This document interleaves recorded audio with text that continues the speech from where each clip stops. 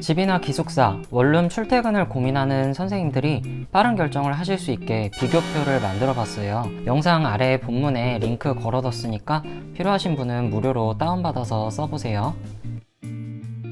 선한 부자가 되기 위한 큰 그림의 두 번째 단계, 종잣돈을 모으기 위한 기본 세팅이에요. 종잣돈을 모으려면 지출 관리가 정말 중요한데요. 매달 생활하다 보면 나만의 고정 지출이 있을 거예요. 그중 주거비와 식비가 큰 부분을 차지하고 있어요. 이게 한 달로 보면 별거 아닌 것 같지만 길게 보면 엄청 큰 돈이거든요. 입사 전에 내 상황에 맞게 주거비, 식비를 세팅해두고 절약하면서 일을 하다 보면 나중에 종잣돈이 많이 모여 있을 거예요. 그래서 오늘은 집이나 기숙사 출퇴근을 생각하는 선생님들한테 주거 방식에 따른 고정 지출과 그에 맞는 종잣돈 모으기 극대화 방법, 그리고 집, 기숙사, 원룸 선택할 때 도움되는 꿀팁을 알려드릴게요. 그럼 채널 고정. 제가 생각했을 때 종잣돈을 최대로 끌어모을 수 있는 방법, 바로 집에서 출퇴근하는 거예요. 집밥을 자주 먹는다면 식비가 많이 줄어들고요. 선생님마다 다르겠지만 매월 관리비, 공과금 부담도 없을 거예요. 대신 월세 드린다는 생각으로 부모님께 용돈을 드릴 수는 있겠죠. 그렇다고 해도 자취하는 것보다는 훨씬 적게 드는 거예요. 그리고 자취할 때 드는 이사비, 복비와 같은 지출이 없고요. 대중교통 이용하려면 교통비가 최대 월 10만원 전후로 해결 가능해요. 계속 살던 곳이라 익숙하고 힘들 때마다 기댈 수 있는 가족이 있다는 장점도 있고요. 만약에 이렇게 최대 월 20에서 30만원 이하로 주거비와 식비 일부를 해결하고 대중교통 월 10만원 이내로 집에서 출퇴근한다면 자취할 때보다 주거비, 식비가 덜 나가서 종잣돈을 많이 모을 수 있어요. 단점이 있다면 취업한 병원이 너무 먼 곳이면 할 수 없다 정도 있겠네요.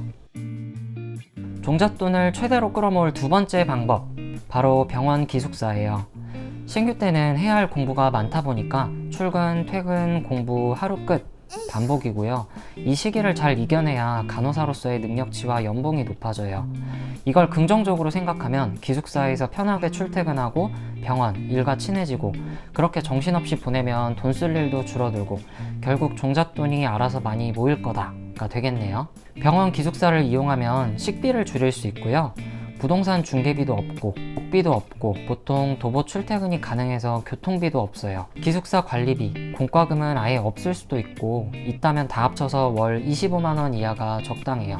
그리고 기숙사 입사 전 체크 포인트가 있는데요. 첫 번째, 기숙사 거주기간 제한이 있는가? 어떤 병원은 기숙사 거주기간에 제한을 두는 곳이 있어요. 혹시 모르니까 병원에 꼭 물어보세요. 두 번째, 혼자 살 것인가 둘 이상과 살 것인가? 기숙사는 1인 1실이거나 2인 이상 다인실일 수도 있어요. 혹시 룸메이트를 생각 중이시라면 생각해야 할 게 있는데요. 병원 특성상 교대 근무자가 많아서 근무가 엇갈리면 잠자는 시간을 서로 방해할 수 있어서 불편하다는 단점이 있어요. 세 번째, 풀옵션인가 아닌가? 풀옵션인 곳도 있고 옵션이 아예 없는 곳도 있어요. 옵션을 사서 들어가야 하는 곳이라면 개인적으로 비추천해요. 중고로 풀옵션을 맞춘다고 해도 최소 50에서 100만원 정도 들고 나중에 이사할 때 짐도 많아지거든요. 그럴 바엔 집에서 다니거나 돈 조금 더 내고 병원 근처 풀옵션 원룸에서 사는 게 나을 수도 있어요. 네 번째, 관리비, 공과금을 얼만큼 지원하는가? 병원마다 관리비, 공과금 지원 범위가 다르니까 매월 예상 주거비가 얼마인지 계산해보고 집 또는 병원 근처 원룸과 꼼꼼히 비교해서 본인의 상황에 맞는 종잣돈을 더 모을 수 있는 곳을 집으로 정하면 돼요. 여기서 잠깐, 아까 기숙사에서 다닐 때 주거비 25만원을 기준으로 하라고 했는데요. 이 금액은 월세 또는 전세 원룸과 비교하기 위한 기준이었어요. 무슨 말인지 알기 쉽게 그림을 통해서 설명드릴게요. 지역, 입지, 옵션, 연식에 따라 주거비 차이가 있다는 점 참고하시고요. 서울, 도심, 역세권 등 제외하고 일반적인 빌라, 원룸 기준으로 대략적인 월 주거비를 설명드릴게요. 먼저 빌라 월세 원룸의 경우 보증금을 따로 마련해야 하고요.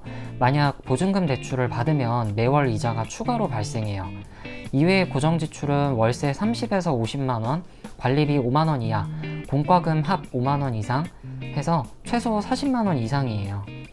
오피스텔 월세 원룸은 대체로 보증금이 더 비싸고 고정 지출도 더 많이 들어요. 그리고 빌라, 오피스텔 모두 이사비, 부동산 중개비가 추가로 발생해요. 빌라 전세 원룸의 경우 고정 지출은 보증금 5천만원 기준으로 대출이자 월 15만원 근처, 관리비 5만원 이하, 공과금 합 5만원 이상, 최소 25만 원 이상이에요. 만약 내가 여윳돈이 생기면 대출을 갚아서 월 이자를 줄일 수도 있어요. 대신 전세로 거주하는 동안 내 돈이 전셋집에 묶여 있다는 단점이 생겨요. 그리고 내 여윳돈으로 전세금을 냈거나 대출을 받은 상태이고 해당 집이 주택도시보증공사에서 시행 중인 전세보증보험 가입이 가능한 집이라면 전세보증금을 지킬 수 있으니까 꼭 기억해 두세요. 그리고 오피스텔 전세 원룸은 대체로 보증금이 더 비싸고 고정지출도 더 많이 들어요. 또 빌라, 오피스텔 모두 이사비, 부동산 중개비가 추가로 발생해요. 보시다시피 보증금 5천만 원의 전세 원룸 정도면 월세 원룸보다 고정지출이 적어서 집 구할 때 우선적으로 찾게 될 거예요. 하지만 이런 매물은 많지 않고 있어도 금방 나가기 때문에 미리 부동산 사장님께 자주 얼굴 비추면서 좋은 매물이 있는지 물어봐야 선점할 수 있어요. 지금까지의 내용 한번 정리해 볼게요. 집밥을 자주 먹는다는 가정하에 매월 부모님 20에서 30 정도 용돈 드리면서 집에서 출퇴근하는 게 지출이 가장 적고요. 주거비 월 25만원 이하인 기숙사에서 직원 식당 자주 이용하며 식비 줄이는 방법이 두 번째로 지출이 적고요. 주거비 월 25에서 40만원 정도 나오는 풀옵션 전세 원룸에서 직원 식당 자주 이용하는 방법이 세 번째로 지출 적어요. 만약 위에 세 가지 여건이 안 되는 선생님은 영상 아래 본문의 비교표를 활용해서 각자의 상황에 맞는 주거비를 최대한 줄일 수 있는 병원 근처의 풀옵션 월세 원룸을 찾아보세요. 특히 같은 건물에 월세와 전세 매물이 모두 있다면 어떤 게 주거비가 적은지 꼭 비교해 보세요. 이 과정을 거친다면 자연스레 부동산과 재테크 공부가 되고 결국엔 효율적으로 종잣돈 모으는 기반을 만들 수 있을 거예요. 어려운 내용 따라오느라 고생 많았어요. 오늘 영상을 만들면서 이걸 신규 간호사 때 알았으면 종잣돈을 더 많이 모아서 투자를 하고 있었을 텐데 하는 아쉬움이 들었어요. 비록 저는 늦게나마 공부하면서 깨달았지만 이 영상을 본 선생님들은 분명 일찍이 종잣돈을 모아서 선한 부자가 되는 시기를 앞당길 수 있을 거라고 생각해요. 제가 만든 비교표를 활용해서 집과 기숙사, 원룸 각각의 주거비를 꼼꼼히 계산해서 현명한 결정하시고요. 신규 때부터 확실하게 고정지출 관리해서 종잣돈을 무럭무럭 모으시길 바랄게요. 혹시 어렵거나 모르는 내용은 댓글로 남겨주시고요. 오늘도 시청해주셔서 고맙습니다. 그럼 또 만나요.